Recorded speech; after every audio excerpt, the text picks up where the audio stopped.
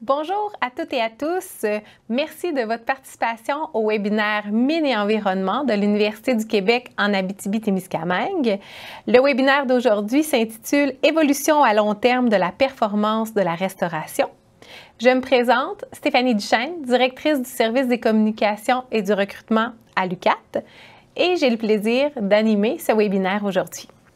Permettez-moi tout d'abord de vous transmettre quelques points d'information. Aujourd'hui, ce sont les professeurs de l'Institut de recherche en mines et en environnement de l'UQAT, qui sont également les coéditeurs du livre dont les chapitres font l'objet des différents webinaires Mines et environnement, soit Mme Marie Guitoni et M. Bruno Bussière, qui agiront à titre de conférenciers. À noter que cette présentation est enregistrée et sera disponible par la suite sur le site Web des webinaires. L'ensemble des présentations est également disponible à cet endroit. La conversation sera possible via les outils Converser et questions-réponses qui sont situés en bas de votre écran.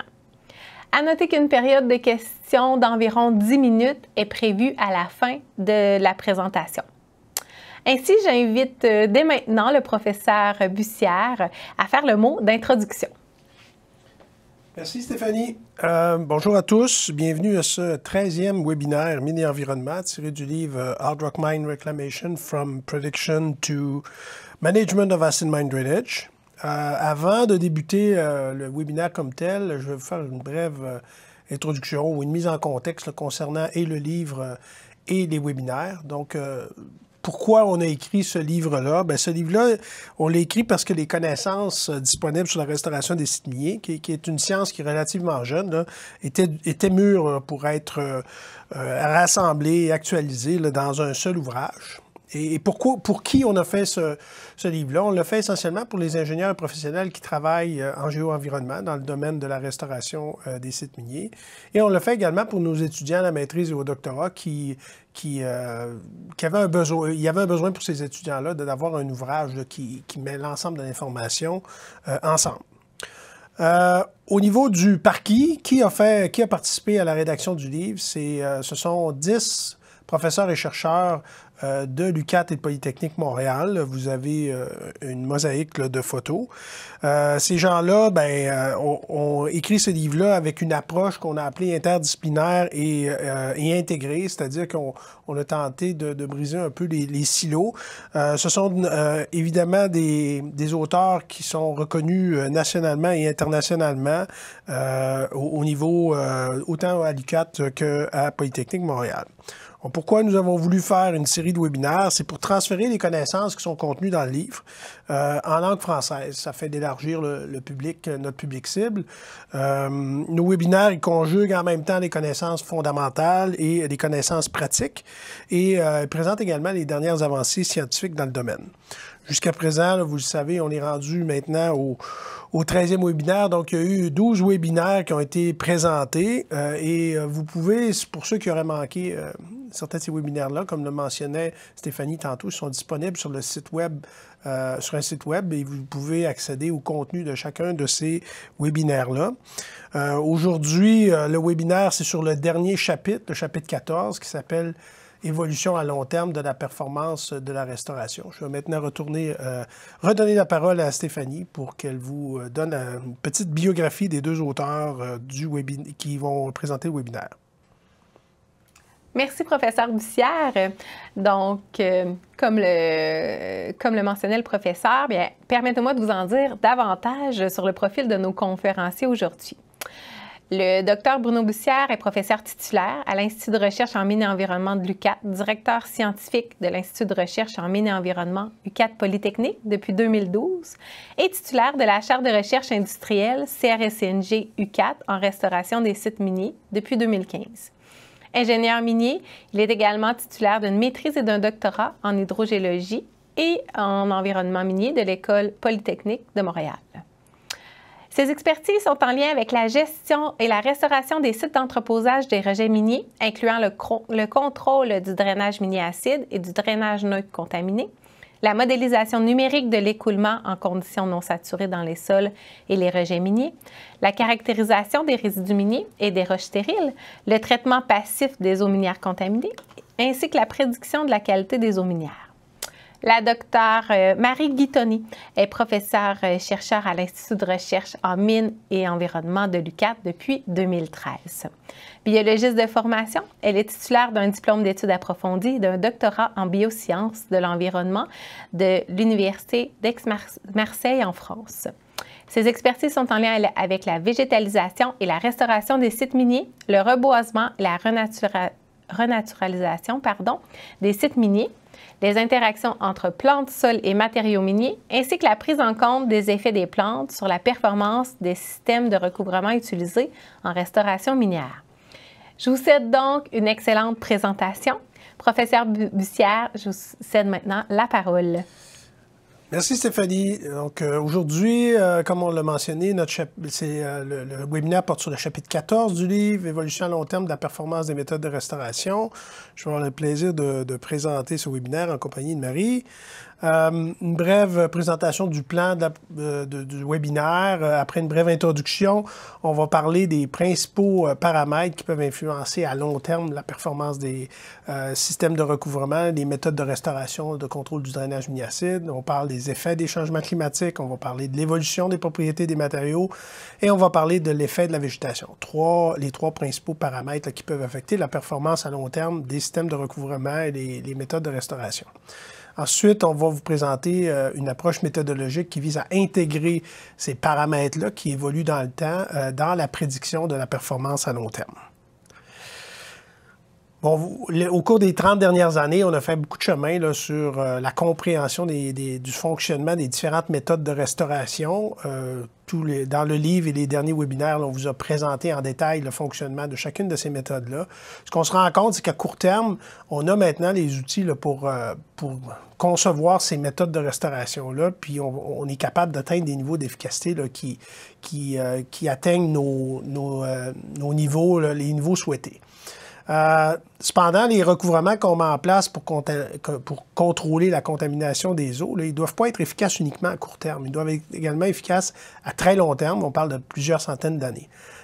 Certains paramètres vont avoir un impact à court terme, à long terme, mais qui n'ont pas vraiment beaucoup d'impact à court terme. Ces paramètres-là, il faut en tenir compte si on veut s'assurer du fonctionnement à très long terme de nos systèmes. Donc, parmi ces paramètres-là, il y a les changements climatiques. Les changements climatiques, au début, là, je vais vous donner quelques définitions pour être sûr qu'on parle le même langage. Quand on parle climat, on ne parle pas météo, on parle de paramètres météorologiques, là, mais qui évoluent sur une période minimale de 30 ans. Donc, quand on dit qu'il y a un changement climatique, ça veut dire que sur une période de 30 ans, le climat évolue, les paramètres statistiques du climat là, évoluent de façon constante. Et là, on va identifier à ce moment-là qu'il y a ou non changement climatique en regardant ces périodes-là d'environ 30 ans. Quand on parle de changement climatique, on parle d'un changement graduel du climat dans le temps. On parle aussi de conditions typiques et conditions extrêmes. Donc, les conditions typiques, qui soient actuelles ou futures, ce seraient des conditions qui correspondraient à une année typique, donc sans extrême, une année qui aurait des normales, des variations qui seraient typiques du climat à un temps donné. Fait que là, on va parler de conditions typiques. Quand on va parler de conditions extrêmes, bien là, ce sont des événements climatiques qui sont rares, qui peuvent se produire et qui peuvent éventuellement affecter, dans le cas de la restauration, la performance des systèmes de restauration.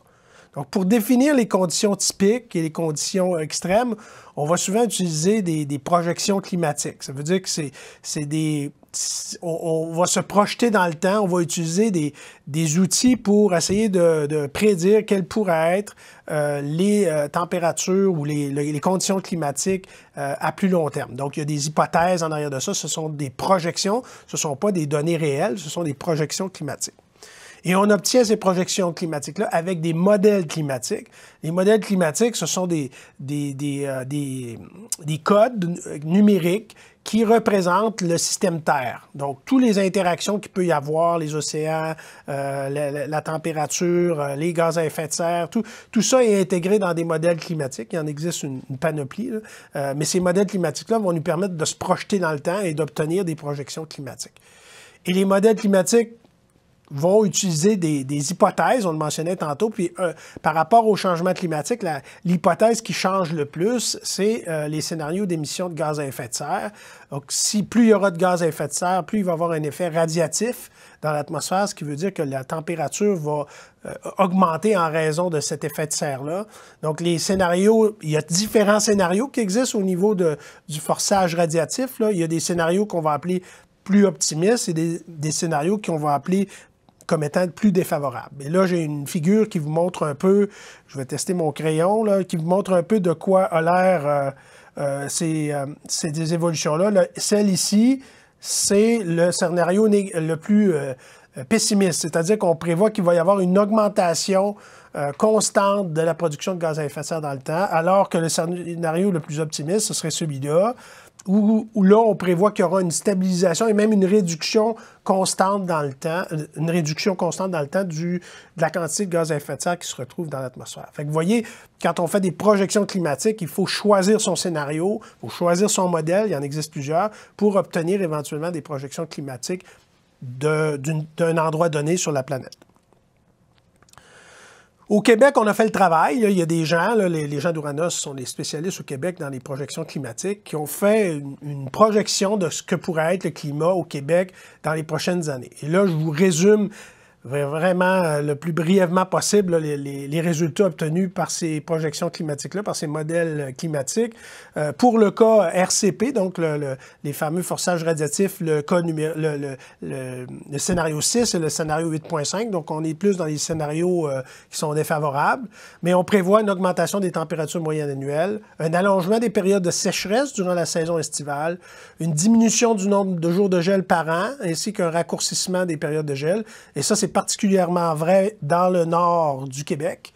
Et il y aura également une augmentation des précipitations moyennes au printemps et en hiver et une augmentation de l'intensité et de la fréquence des événements intenses de précipitation. Donc, les précipitations importantes vont être plus fréquentes et vont être plus importantes. Donc, ça veut dire plus de pluie intense là, dans le futur. À partir de ces résultats de changement climatique-là, on a regardé quelle pourrait être l'influence des changements climatiques à moyen et long terme sur la performance des méthodes de restauration. Et là, on a regardé ça pour la couverture avec effet de barrière capillaire, le recouvrement monocouche avec nappe phréatique surélevée, le recouvrement à faible conductivité hydraulique saturée, le recouvrement isolant et le recouvrement en eau. Et là, on va regarder dans les prochaines diapos quel impact pourraient avoir les changements climatiques sur ces différentes techniques-là. Si on prend les deux principaux recouvrements barrières à l'oxygène fait de sol, c'est la couverture avec effet de barrière capillaire et le recouvrement avec nappe phréatique surélevée. Ce qui va nous inquiéter avec les changements climatiques, c'est le fait qu'il va y avoir des périodes sèches prolongées. Ce qui veut dire que dans une certaine période de l'été, on va avoir peu de précipitations et on va avoir beaucoup d'évapotranspiration. Et comme ces systèmes-là fonctionnent avec quand la couche de rétention d'eau ici contient beaucoup d'eau, si j'ai pas beaucoup d'eau qui s'infiltre, puis j'ai beaucoup d'évapotranspiration, bien, ça pourrait affecter à long terme la performance du système. Et c'est ce qui nous inquiète avec les changements climatiques, c'est de savoir est-ce que la couche de rétention d'eau, malgré ces périodes intenses de sécheresse-là, pourrait résister et rester efficace. Et c'est un peu la même chose pour le recouvrement avec nappe phréatique surélevée. Si on a moins de précipitations, puis on a l'évapotranspiration davantage, mais la performance de ce système-là dépend de la position de la nappe phréatique ici. Si j'ai moins d'eau, la nappe phréatique va descendre. Si la nappe phréatique descend, ça va rendre le système moins efficace. Donc, le questionnement qu'on a, c'est durant la période de sécheresse intense, est-ce qu'on va être en mesure de maintenir le niveau phréatique à un niveau acceptable pour que le système continue d'être efficace? Au niveau des recouvrements à faible conductivité hydraulique, l'objectif, vous le voyez, c'est ici, c'est de contrôler la percolation. On veut le moins de percolation possible au bas. Pour ça, on place un recouvrement à faible conductivité hydraulique. Mais si, durant l'année, on sait que les années vont être plus pluvieuses globalement sur l'ensemble de l'année et qu'il y a des précipitations intenses plus souvent, bien, les précipitations et la percolation sont étroitement reliées. Plus de précipitations devraient normalement résulter en davantage de percolation, davantage de génération d'eau au bas de nos sites qui pourraient être contaminés par le drainage humiacide. Donc, c'est ça qui nous inquiète au niveau de ce type de recouvrement-là. Ce sont les précipitations, la quantité de précipitations qui tombent annuellement et les périodes intenses. Au niveau du recouvrement isolant, ben là, c'est autre chose. On veut maintenir les résidus gelés en tout temps. C'est ça notre objectif. Puis pour ça, on place une espèce d'isolant sur le dessus. Et c'est cet isolant-là qui subit les cycles climatiques de gel et dégel. Le résidu, lui, en dessous, théoriquement, devrait rester gelé en tout temps. Mais si la température augmente, bien, il est possible que la nouvelle courbe ici, là, ça change un petit peu, qu'on décale vers la droite. Ça voudrait dire que les résidus seraient plus chauds dans certaines périodes de l'année, et à ce moment-là, ils pourraient générer. Donc, ce qui nous inquiète, c'est cette augmentation-là de température des résidus qui pourrait amener à de la génération d'acide. Et aussi, également, s'il y a plus de neige, c'est ce qu'on prévoit, plus de neige, la neige est un isolant, donc ça permettrait d'empêcher le froid de rentrer, et on voudrait, nous, que le froid rentre le plus profondément possible, fait que ça pourrait limiter la performance de ce type de recouvrement-là. Au niveau des recouvrements en eau, bien, les recouvrements en eau, si c'est un recouvrement comme celui-là, où ce sont des digues qui créent un réservoir, bien évidemment, quand on parle digues, on est inquiet des événements extrêmes de précipitation parce qu'il pourrait y avoir des problèmes à l'évacuateur de crue. Et s'il y a des problèmes puis il y a des surplus d'eau, bien, ça pourrait entraîner de l'instabilité physique des ouvrages. Donc ça, c'est notre principale préoccupation. Mais aussi, s'il y a beaucoup d'évaporation puis notre recouvrement en eau diminue, bien, à ce moment-là, on a une barrière à l'oxygène qui est moins efficace. Et les vagues risquent d'avoir encore plus d'impact sur la remise en suspension s'il y a moins d'eau, et à ce moment-là, le système perd de son efficacité. Et évidemment, si jamais aussi par le fait des changements climatiques, les vents seraient plus importants, plus intenses, ça pourrait amener encore davantage d'oxydation. Fait que ce sont les préoccupations qu'on a avec les recouvrements de type ennoiement. Quand on prend tout ça, puis on essaie d'estimer le risque. Le risque, je vous rappelle, c'est un mélange entre la probabilité qu'un événement se produise et les conséquences de cet événement-là. Si un événement a des grandes chances de se produire, mais qui a peu de conséquences, il va être situé ici, là, il va être situé dans la zone jaune ici, la partie jaune à droite, là, parce que mon crayon a l'air à ne pas vouloir fonctionner. Si c'est un événement qui est fort probable, mais qui a des grandes conséquences, on va être dans le risque élevé. À l'inverse, c'est un événement qui est rare, même si les conséquences peuvent être importantes, bien, on va être plus dans le modéré. Donc, modéré, ce serait le orange-jaune, le vert, c'est peu d'impact, et le rouge, c'est beaucoup d'impact. Et ce qu'on remarque dans le tableau, c'est que les techniques les plus à risque, ce sont les techniques de recouvrement isolant avec le changement climatique et l'effet de la température et l'augmentation des événements extrêmes pour les recouvrements en eau. Si on construit des digues, c'est une préoccupation et là, il y a un risque qui est plus important.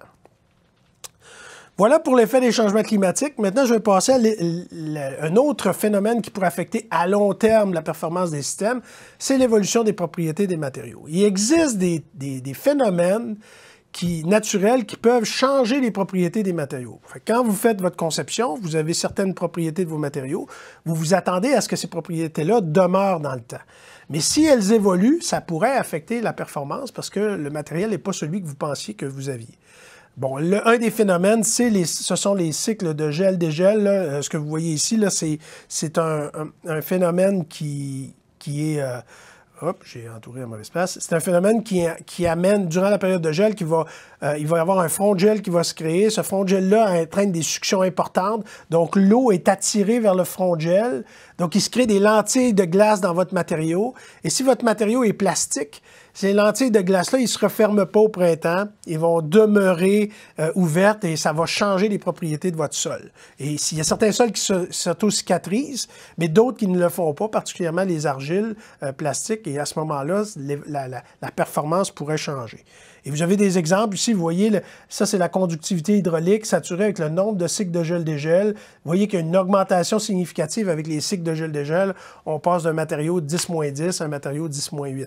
Et aussi ici, vous avez la courbe de rétention d'eau que vous avez initialement sans cycle de gel-dégel, avec celle avec cycle de gel-dégel. Et vous voyez, c'est plus le même matériau, là. Il retient moins l'eau. Il y a davantage de double porosité dans votre matériau. Puis à ce moment-là, si vous n'utilisez pas la bonne courbe pour faire votre design, bien, ça pourrait vous entraîner des performances qui ne sont pas telles que celles auxquelles vous vous attendiez. Fait que c'est vraiment important d'évaluer cet aspect-là. Si vos matériaux sont résistants au cycle de gel-dégel, tant mieux. Sinon, bien, il faut s'assurer que le matériel ne subira pas ces effets-là puis qu'il ne changera pas de propriété à long terme. Et c'est la même chose pour les cycles qu'on appelle de mouillage séchage. Donc, un matériau qui est comme tantôt, le plastique, s'il subit des cycles de mouillage-séchage, il va changer de propriété. Il y a des fissures qui vont se créer sur votre matériau et sa conductivité hydraulique va augmenter.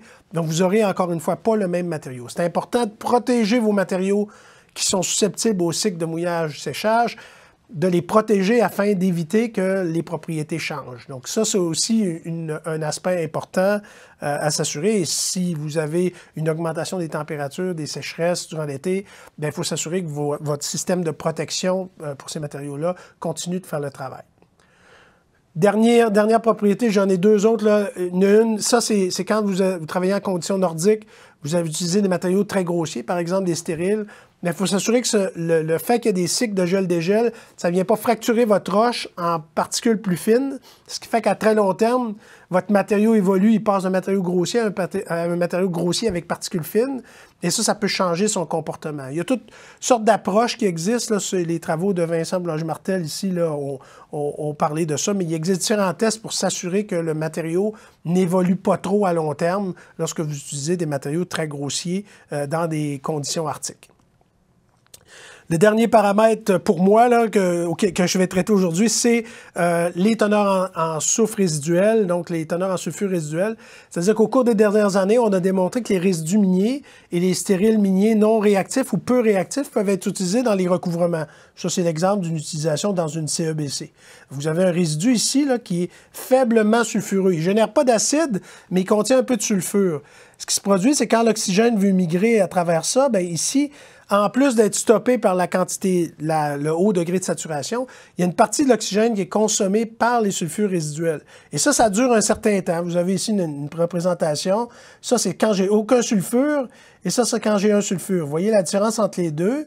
C'est le flux d'oxygène est inférieur quand vous avez des sulfures. Mais à long terme, la courbe du bas va aller rejoindre la courbe du haut. Donc, ce n'est pas un phénomène qui dure éternellement. On peut en tenir compte à court terme, mais il faut penser qu'à long terme, ce phénomène-là pourrait disparaître. Donc, c'est important. Donc, le matériau évolue en termes de réactivité. Il passe d'une certaine réactivité à une réactivité qui diminue graduellement jusqu'à devenir pratiquement négligeable à très long terme. Donc, il faut y penser. Si on utilise ça et on veut se fier sur la consommation d'oxygène, bien, il faut faire attention parce que ce n'est pas éternel. Fait que voilà pour ma partie. Je vais maintenant laisser la parole à Marie qui va vous faire la deuxième partie du webinaire.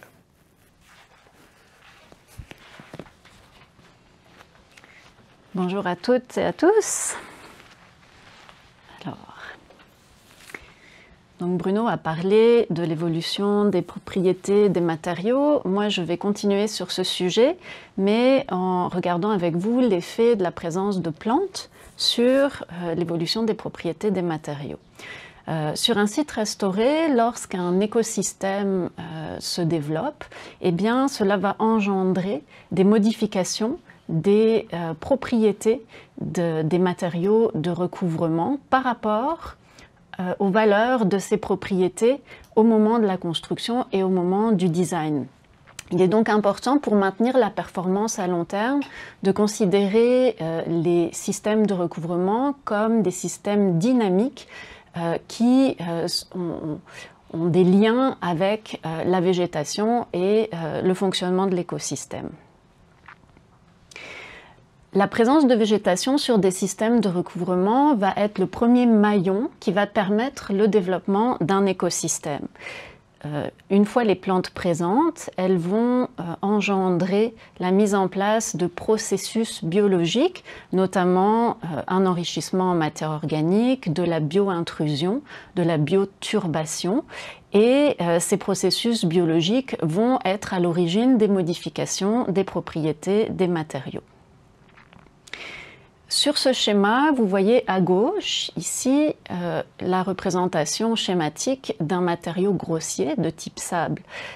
L'influence des racines sur ce matériau grossier va être la suivante. Les racines en croissance vont occuper les pores existants et diminuer l'espace des pores dans ces matériaux, alors que dans un matériau fin, comme à droite sur le schéma, les racines en croissance vont devoir faire leur place pour pousser et donc vont avoir tendance à pousser les grains et à réorganiser les feuillets d'argile le long de leurs parois.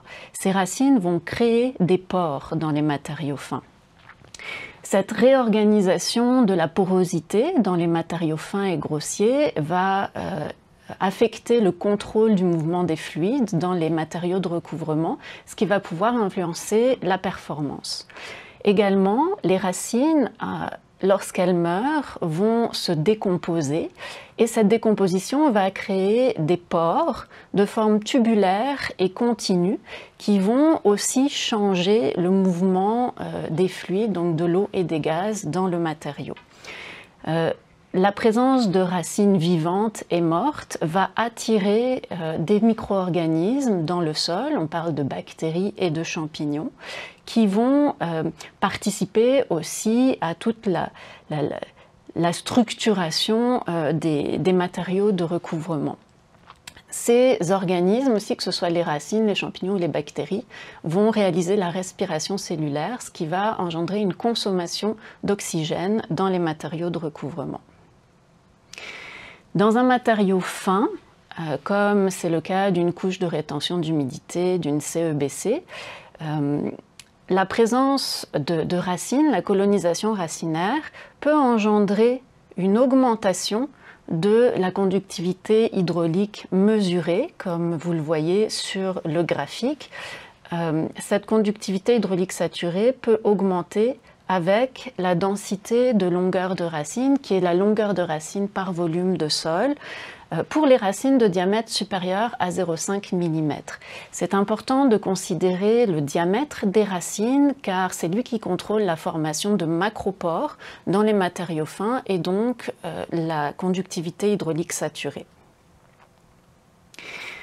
Également, les biopores qui sont créés par les racines mortes et par les détritivores, surtout ceux de grande taille comme les vers de terre, les termites, et également les fissures de dessiccation qui sont engendrées par les racines vivantes dans les matériaux fins comme les argiles, peuvent augmenter la conductivité hydraulique saturée des matériaux de recouvrement jusqu'à un facteur 10 puissance 3, comme vous le voyez sur le graphique, par rapport à la conductivité hydraulique saturée à la construction du recouvrement.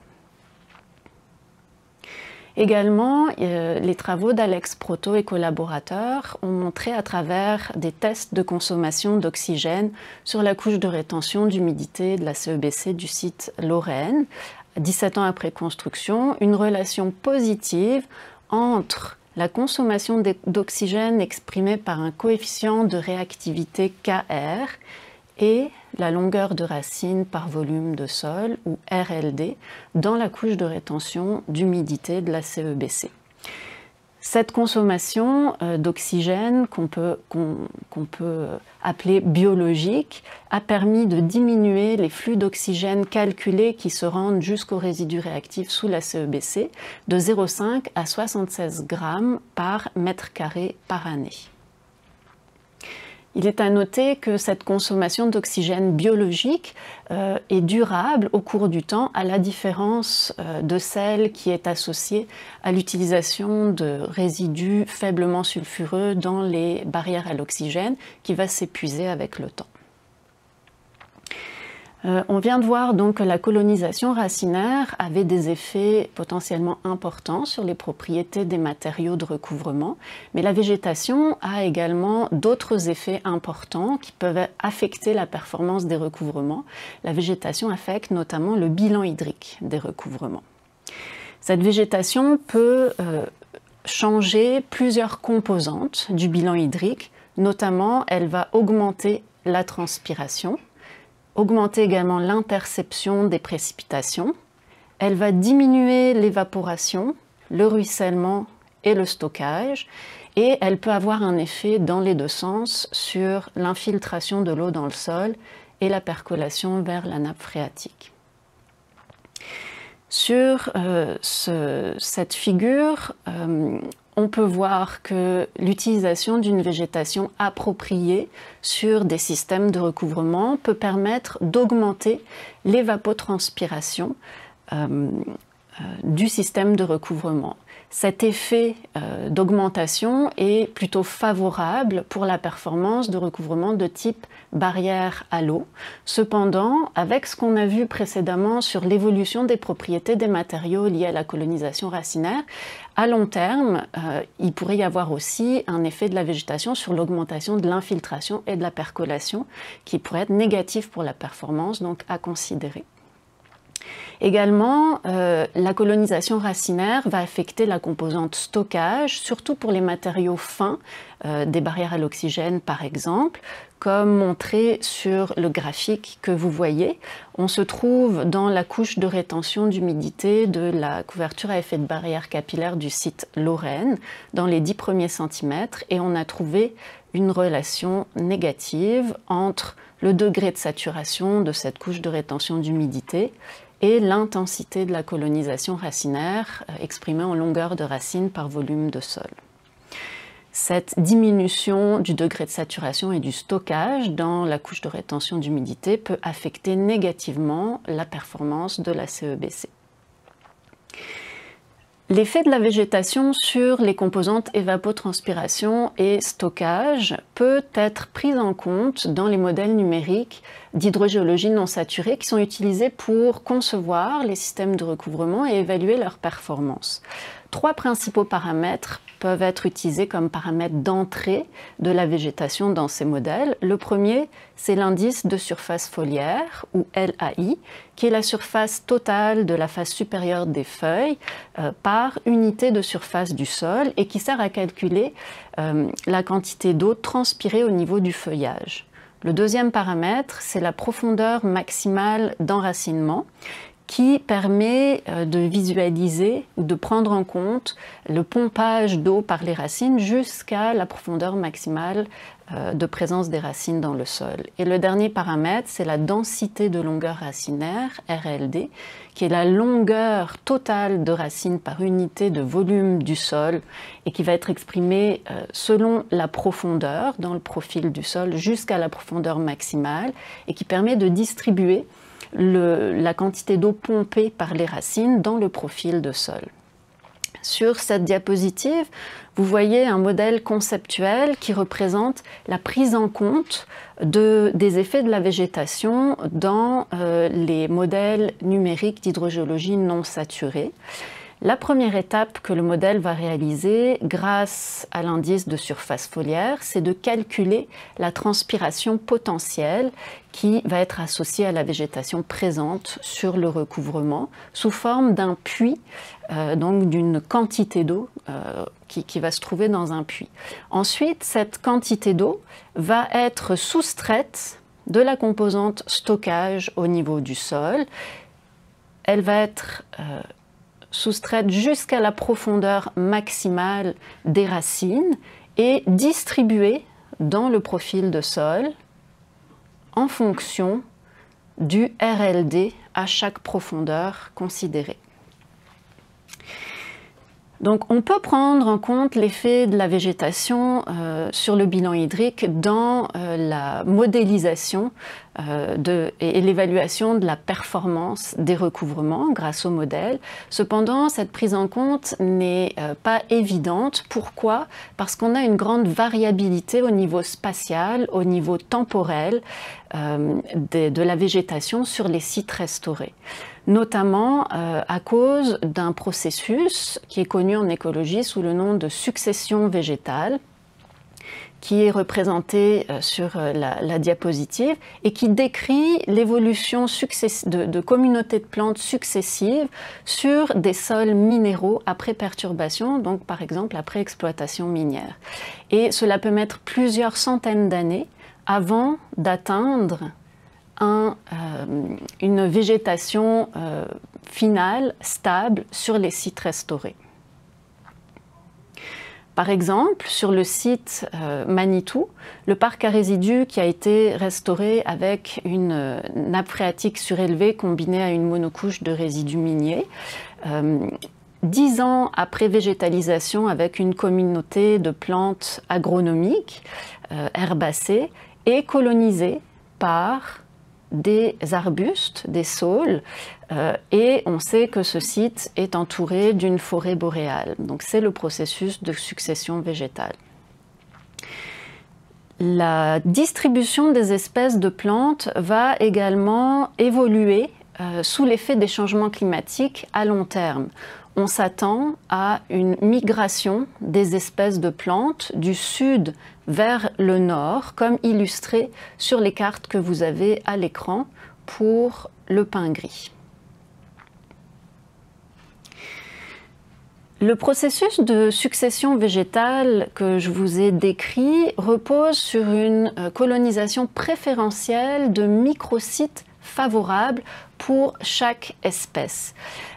Et cette colonisation préférentielle engendre une grande hétérogénéité spatiale sur les sites où la végétation recolonise.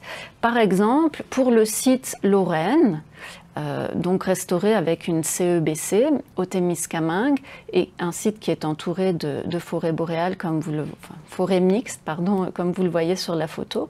16 ans après construction de la CEBC, on a relevé la présence de plus de 10 espèces arborées qui étaient présentes dès les premières années après la construction. On avait une variation de l'âge des individus arborés de 1 à 11 à 16 ans pour les plus âgés, 16 ans après construction, et un recouvrement total de la végétation qui variait selon les endroits sur le site de 26 à 81%. J'attire votre attention également sur le fait que les codes actuels qui sont insérés dans les modèles numériques qui permettent d'évaluer la performance des recouvrements en termes de bilan hydrique et d'intégrer l'effet de la végétation ont été développés dans des contextes simplifiés, des contextes agricoles où on est dans des monocultures où les plantes sont toutes de la même espèce, ont le même âge et ont une densité homogène.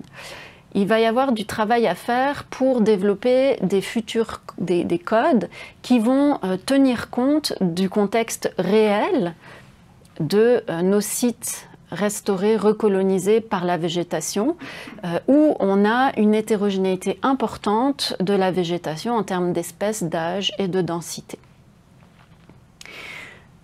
En lien avec cette variabilité spatio-temporelle de la végétation sur les sites restaurés, je recommande de prévoir des analyses paramétriques et de sensibilité avec des valeurs de paramètres de végétation qui correspondent à différentes espèces, différents âges, différentes productivités et occupations spatiales. Et également, il serait important de considérer les plantes les plus à risque pour la performance des recouvrements, par exemple les espèces d'arbres et en particulier les espèces feuillues, puisqu'on sait qu'elles ont une évapotranspiration potentielle annuelle nettement supérieure à celle de végétation de type conifère ou herbacée. Je passe à la partie approche méthodologique pour intégrer les paramètres évolutifs, donc ce qu'on a vu dans le cadre de cette présentation, les changements climatiques, l'évolution des propriétés des matériaux et la végétation, dans la prédiction de la performance à long terme des recouvrements. Je vais commencer par vous présenter l'approche méthodologique générique de conception des systèmes de recouvrement que nous avons présentée dans le chapitre 14 du livre. Cette approche comporte 5 étapes principales. La première, c'est la caractérisation des matériaux au niveau physique, géotechnique, hydrogéologique, de la réactivité des matériaux en termes de consommation d'oxygène, et au niveau des propriétés géochimiques. La deuxième étape va être la caractérisation du site au niveau des données climatiques, au niveau de la géométrie et de l'hydrologie du site, et au niveau de la végétation qui pourrait être présente sur le site. Ces deux premières étapes vont permettre de faire une présélection des méthodes de restauration qui sont adaptées au contexte du site sur lequel on travaille et que l'on veut restaurer. Ces méthodes présélectionnées vont pouvoir être testées sous forme d'un design préliminaire à l'étape 3 dans des essais sous forme de modèles physiques à différentes échelles, notamment sous forme de colonnes au laboratoire, comme vous le voyez ici, ou d'essais sur le terrain. L'étape 4 va être la modélisation numérique qui va permettre dans un premier temps de valider les résultats obtenus à l'étape 3 dans les modèles physiques, qui va permettre aussi de calibrer des modèles grâce aux mesures qui ont été réalisées dans les modèles physiques à l'étape 3 et qui va ensuite permettre d'extrapoler la conception, le design des méthodes de restauration à l'échelle du site grâce aux modèles. Ces modèles peuvent concerner l'hydrogéologie non saturée, la migration des gaz, le transfert de chaleur et l'hydrologie. Étape finale, c'est la construction de la méthode de restauration et l'instrumentation des paramètres importants pour évaluer la performance de la méthode et le suivi de ces paramètres dans le temps. Si les mesures de ces paramètres diffèrent de celles qui avaient été prédites par les modèles, eh bien, il est nécessaire de faire des ajustements et des corrections.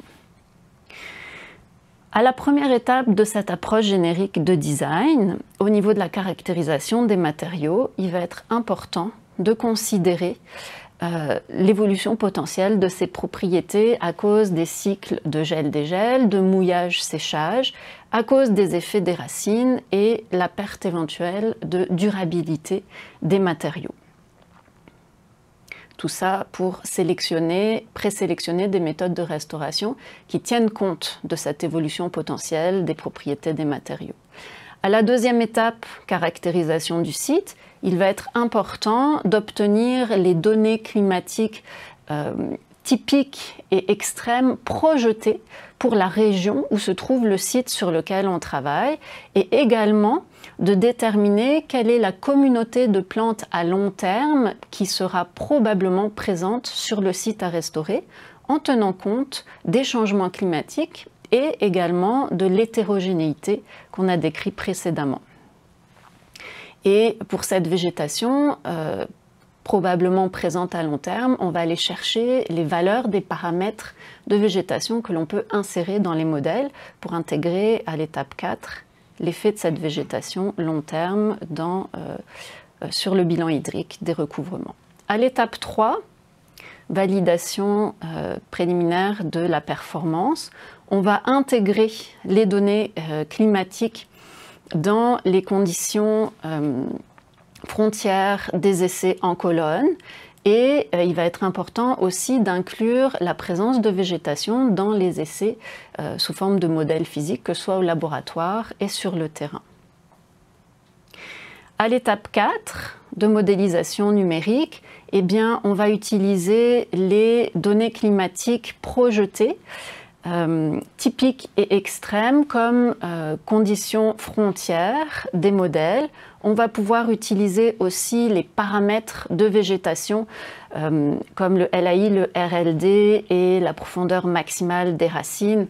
À l'étape du calibrage des modèles dans les modèles physiques et aussi pour se projeter à long terme en intégrant l'effet de la végétation potentiellement présente à long terme sur les sites, sur la performance des méthodes de restauration. Également, si à l'étape 1 de l'approche de design, on a anticipé une modification potentielle des propriétés des matériaux sous l'effet des cycles de gel-dégel, sous l'effet des cycles de mouillage-séchage, eh bien, ça va être important de considérer des propriétés des matériaux modifiés dans la modélisation. À la dernière étape, construction et suivi, il va falloir faire un suivi des paramètres de végétation sur le site instrumenté après construction et des paramètres importants pour évaluer la performance et d'actualiser les paramètres d'entrée des modèles au niveau de la végétation, de la réactivité, des propriétés des matériaux et des données de changement climatique avec les données réelles mesurées sur le site et éventuellement recalibrer les modèles avec ces mesures à l'échelle du site en conditions réelles. Je passe à la conclusion. Donc, suite à ce webinaire, on peut dire qu'on connaît maintenant relativement bien le fonctionnement des différentes méthodes de restauration, comme on l'a vu dans les différentes conférences de ces webinaires associés aux différents chapitres du livre sur la restauration. Et on peut donc dire qu'on est capable de réaliser des conceptions efficaces à court terme. Cependant, on a vu dans cette conférence que certains paramètres vont influencer la performance à long terme des méthodes de restauration. C'est les principaux paramètres que nous avons identifiés et qui vont influencer à long terme cette performance sont les changements climatiques, la végétation et l'évolution des propriétés des matériaux. Il va être donc essentiel d'intégrer l'influence de ces paramètres dans la conception des méthodes de restauration. Et j'aimerais vous informer que récemment, nous avons développé un guide pour identifier les bonnes pratiques pour l'intégration des changements climatiques dans la conception des recouvrements et que ce guide est disponible sur la page activités minières du site internet du ministère d'énergie ministère de l'Environnement et de la lutte au changement climatique du Québec, et un autre document qui porte sur l'intégration de la végétation dans la conception des recouvrements est aussi en cours de rédaction. Je vous remercie pour votre attention et on peut passer maintenant aux questions. Merci pour votre présentation. Donc, comme professeur Guitoni le mentionnait, on va pouvoir passer à la période de questions avec nos deux conférenciers. Je vous invite à utiliser l'outil questions-réponses qui est situé en bas de votre écran. Donc, on va pouvoir débuter avec une première question. Dans le cadre de vos recherches, est-ce que vous êtes en mesure d'identifier quelles pourraient être les causes de modification des propriétés des matériaux affectant la qualité des sols de recouvrement, mais précisément en Afrique de l'Ouest, dans les zones intertropicales? C'est moi, ça? Oui, bien, c'est sûr que la réaction des sols par rapport au cycle climatique, que ce soit, évidemment, là, on ne parlera pas de cycle de gel-dégel dans ces régions-là, on va parler plus de mouillage, séchage et peut-être d'autres phénomènes là, qui pourraient, l'érosion et tout ça, mais encore une fois, on n'a pas fait spécifiquement des travaux dans ces régions-là, mais ce qu'il faudrait faire si on conçoit des recouvrements dans ces contextes-là, c'est de faire des essais au laboratoire pour valider ou invalider l'hypothèse que les matériaux sont affectés par les cycles de mouillage et de séchage. Si jamais les réponses étaient que oui, ça a de l'impact, bien à ce moment-là, il faut s'assurer de les protéger contre ces cycles-là, si c'est possible, tout en maintenant la performance du système. Donc, bref, la réponse n'est pas spécifiquement dans les régions, mais l'approche générale demeure valable, elle demeure valide, c'est-à-dire quand on prévoit construire avec un certain matériau, on veut évaluer la possibilité de construire un recouvrement avec un certain matériau, il faut faire des validations au laboratoire dès le départ là, pour voir si, oui ou non, les cycles climatiques, dans ce cas-là, mouillage, séchage, mais si ces cycles-là affectent la performance ou affectent les propriétés des matériaux. Merci beaucoup. Donc, on poursuit. Quelles sont les techniques de suivi de modification des propriétés des matériaux? Bien, ça, encore une fois, ça va être... on va d'abord suspecter par le laboratoire en faisant des tests au labo. Sur le terrain, quand on a construit, on peut faire des tests in situ. Donc, on peut faire, par exemple, des essais d'infiltration, qui vont nous permettre de voir s'il y a un changement des propriétés, parce que si le sol est tout fissuré, bien, l'infiltration d'eau va se faire plus rapidement. On va donc l'observer. S'il y a une variation de la réponse de l'essai d'infiltration dans le temps, ça va nous indiquer qu'il y a un effet des cycles de gel-dégel. Donc, c'est souvent par des mesures in situ qu'on va le faire. Ça peut être aussi des échantillonnages. Là, on va aller chercher un échantillon. Donc, c'est des méthodes destructives, entre guillemets, mais on échantillonne, on amène ça au laboratoire, puis on évalue si les propriétés sont différentes de celles qu'on avait évaluées sur le matériau non perturbé. Ça, c'est vrai pour les cycles de gel-dégel. Peut-être Marie peut parler plus de l'aspect végétation, l'évolution des propriétés par rapport à la végétation. L'évolution des propriétés pour tenir compte de la colonisation racinaire, ça consiste sur le terrain aussi, c'est similaire finalement à ce que tu décris, à prélever des échantillons non perturbés, puis c'est peut-être là la difficulté pour avoir un échantillon qui tient compte de la présence de racines et qui ne perturbe pas l'agencement des racines, et ensuite de faire des caractérisations hydrogéologiques au laboratoire pour évaluer la conductivité hydraulique saturée, la courbe de rétention en eau, et voir si ces deux propriétés qui sont importantes, par exemple pour la modélisation numérique du bilan hydrique, sont modifiées par rapport à ce qu'elles étaient au moment de la construction du recouvrement. Pour la consommation d'oxygène associée à la présence de racines vivantes, c'est plus délicat parce que souvent, lorsqu'on fait des mesures sur le terrain avec des tests de consommation d'oxygène, on insère des cylindres dans le matériau et on est obligé par là même de couper les racines. Donc on modifie, on tue certaines racines ou on en isole d'autres dans un compartiment particulier. Puis probablement que ça peut modifier un petit peu la respiration des racines et les mesures de réactivité biologique qu'on peut obtenir de cette manière-là. Donc il y a encore du travail à faire là peut-être pour bien caractériser la réactivité biologique associée à la présence de racines, associée aussi à la présence de micro-organismes qui décomposent la matière organique et qui respirent dans le sol. Merci beaucoup. Est-ce possible d'importer des matériaux sur le site minier pour améliorer la performance ou réduire la perte de durabilité? Dans un cas où, par exemple, en raison des changements climatiques, il y aurait une évolution de la performance qui malheureusement ne va pas dans le bon sens, une évolution vers une moins bonne performance, ben oui, il faut revoir, et là, ça remet les concepteurs à la table à dessin. Il faut revoir la performance et voir si on n'atteint pas les niveaux espérés, bien, voir quelles modifications on pourrait faire pour ramener le tout à un niveau acceptable.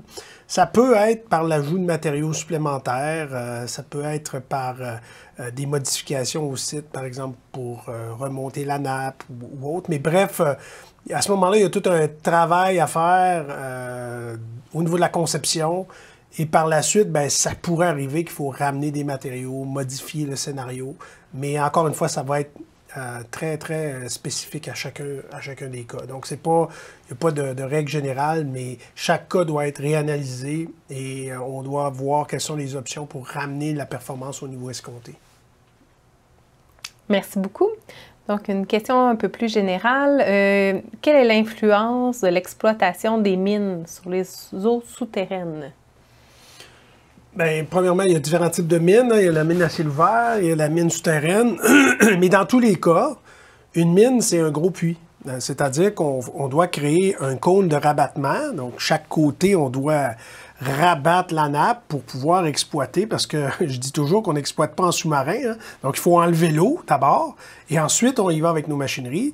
Et quand la mine termine, bien, le niveau d'eau reprend sa place qu'il y avait initialement. Donc, c'est sûr que durant l'opération, il y a un effet clair, c'est-à-dire qu'il y a un rabattement de la nappe qui se produit. Et ça peut avoir des impacts parfois sur la qualité d'eau, le fait de rabattre et de ramener, mais c'est habituellement relativement mineur. Mais c'est plus le fait qu'on rabat la nappe qu'il y a un cône de rabattement. Puis à la fin de la durée de la vie de la mine, normalement, le niveau devrait revenir à peu près à son état initial. Et l'eau souterraine, c'est sûr que si on a utilisé l'ouverture pour mettre des rejets réactifs, bien à ce moment-là, il faut s'assurer que la nappe phréatique ne soit pas contaminée. Fait que ça nous prend du suivi avec des piézomètres, avec l'évolution de la qualité d'eau. Donc tout ça doit être bien analysé, là, doit être bien suivi. Mais oui, c'est sûr qu'une mine, par définition, ça va avoir un impact sur l'eau souterraine par le rabattement. Puis à la suite de l'opération, il faut s'assurer qu'il n'y a pas d'impact majeur sur la nappe phréatique. Mais il y a des liens entre les deux, c'est clair. Donc, du point de vue de l'entretien de la végétation sur un recouvrement, comment peut-on influer sur le type d'espèces présentes afin de favoriser une situation qui va vers la stabilisation à long terme? tout en préservant la performance du recouvrement, le CEBC, par exemple? C'est pas évident de contrôler l'évolution de la végétation sur un site restauré, même avec un entretien. C'est sûr que le processus de succession végétale, il est bien décrit pour la plupart des types de végétation. Donc on peut dire qu'il y a un côté déterministe à la succession des communautés de plantes sur un site avec le temps, mais il y a aussi des événements imprévus qui peuvent se produire. Donc il y a un aspect de hasard ou stochastique à cette colonisation par les plantes, associé aux perturbations qui peuvent se produire, associées aussi à la capacité de colonisation réelle des espèces sur le site, à leur capacité à s'établir. On est dans un contexte particulier sur site minier avec des matériaux qui présentent des contraintes pour l'établissement de certaines plantes. Et aussi, on peut avoir des espèces indésirables qui s'installent sur les sites miniers. Tout ça, c'est des événements dus au hasard. Donc, d'où l'importance de faire des suivis à long terme de l'évolution de cette végétation, de la documenter dans le contexte réel du site restauré, de mesurer les paramètres de végétation, puis d'ajuster notre évaluation de la performance de la méthode de restauration, parce que c'est pas simple de contrôler la végétation, puis d'orienter son développement vers les espèces qui nous intéressent. Merci beaucoup.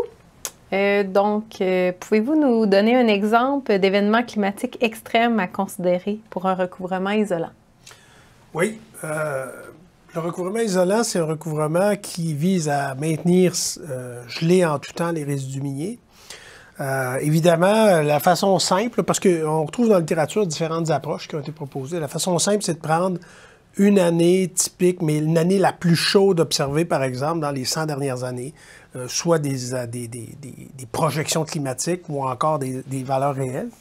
Fait que ça, c'est une façon de faire, mais qui est peut-être pas la plus défavorable. La plus défavorable, ce serait une combinaison d'événements. Par exemple, un été plus chaud que la normale, suivi d'une neige qui apparaît relativement rapidement à l'automne, une fonte qui se fait tôt au printemps avec un retour d'une année relativement chaude. Ça, ces événements combinés-là seraient probablement pires que l'année la plus chaude des 100 dernières années. Tout ça pour dire que l'événement extrême, c'est pas simple. L'événement extrême, souvent, c'est un événement combiné. C'est une succession d'événements plus ou moins rares qui vont faire qu'on va avoir au total, là, ou de façon, pour cette situation-là, une situation très défavorable. C'est ça qu'on doit déterminer plus en détail et je vais vous avouer qu'on s'y penche là, en recherche, essayer d'identifier les événements défavorables, les événements extrêmes pour chacune des méthodes de restauration. Et on y travaille. On doit également, si on voulait vraiment être, disons, rigoureux, il faudrait aussi inclure à l'intérieur de ça le risque de l'infrastructure. Si une infrastructure est à risque, par exemple, si vous avez un résidu extrêmement générateur d'acide qui est localisé à un endroit très sensible, peut-être que là, il faudra aller vers des événements extrêmes encore moins fréquents pour aller en lien avec le risque. Par contre, un cas où le risque serait très faible ou relativement faible, un résidu très peu générateur dans un environnement peu sensible, peut-être qu'on pourrait, et un petit site, on pourrait dire, bien, on peut se permettre d'aller peut-être avec des événements extrêmes qui sont moins rares un peu parce que le risque est relativement faible. C'est vers là où on devrait aller, c'est vers là où on souhaite aller, mais j'avoue qu'il y a encore du travail à faire pour avoir une démarche là, bien identifiée, bien définie pour chaque méthode, avoir son événement extrême et bien évaluer le risque associé à chacune des infrastructures. On y travaille. Merci beaucoup. Donc, une dernière question. Au niveau des zones arides ou semi-arides où il est difficile de faire pousser la végétation, comment faire pour protéger les couches utilisées pour le recouvrement de résidus miniers contre les aléas climatiques? Probablement que le principal problème du fait de l'absence de végétation, ça pourrait être l'érosion. Il existe des méthodes pour protéger de l'érosion, mais plus à court terme, avec des toiles ou peut-être des paillis qu'on peut mettre en surface des matériaux si la végétation ne pousse pas ou peu.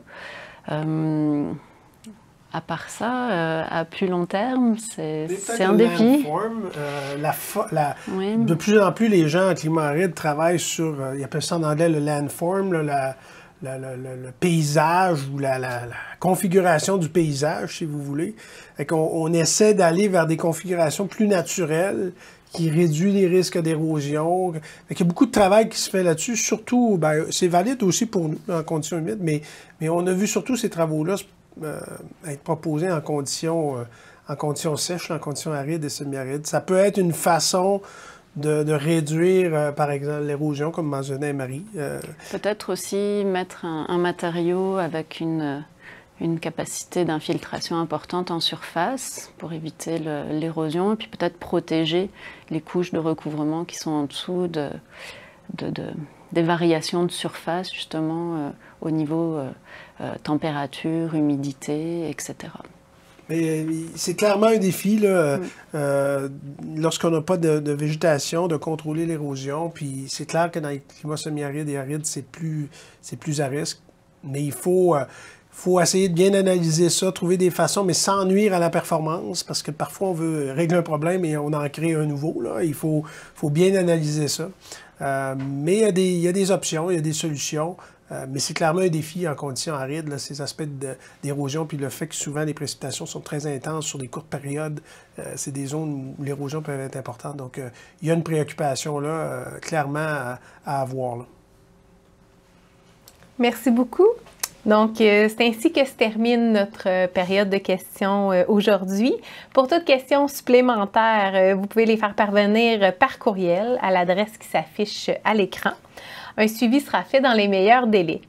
L'enregistrement sera également envoyé à l'ensemble des participants inscrits donc, au webinaire et aussi disponible sur le site web des webinaires. Avant de terminer, je vous invite à consulter le site web dès maintenant pour vous inscrire aux activités à venir. D'ailleurs, le prochain webinaire se déroulera le 26 mai prochain de 11h30 à 12h30 avec Gwendoline Houghton, agente de recherche à l'unité de recherche et de services en technologie minérale à l'UQAT et également récipiendaire 2020 du prix du meilleur article étudiant UQAT Polytechnique sur la restauration minière. Il portera sur l'influence des changements climatiques sur la performance d'une couverture avec effet de barrière capillaire. Ce 14e webinaire clôturera ainsi la série de webinaires Mines et environnement basés sur le livre dont les chapitres font l'objet de différentes présentations. D'ailleurs, si vous souhaitez en savoir plus, il est possible de se procurer dès maintenant l'ouvrage. Vous trouverez l'adresse du lien dans le clavardage. Je vous remercie de votre participation aujourd'hui. Merci également au professeur Guitoni et Bussière. Je vous dis donc à bientôt pour le dernier webinaire de l'année académique 2021-2022. L'Institut de recherche en mines et en environnement, renommé sur la scène internationale, présente le premier MOOC sur les mines et les changements climatiques. C'est une nouvelle formation en ligne gratuite et à la portée du grand public. Inscrivez-vous dès maintenant.